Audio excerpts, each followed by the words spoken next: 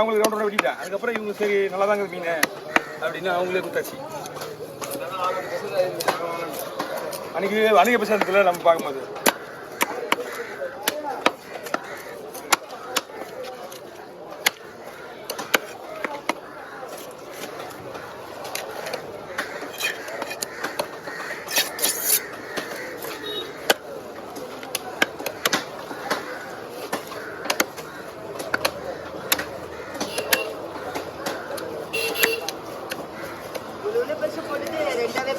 நான் 9 வெட்டிலையே, அதான் விஷயம்.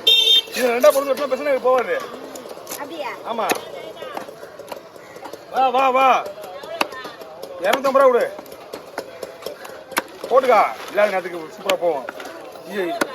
250 ரூபா கொடுமா, மீன்லாம் சூப்பரா இருக்கு.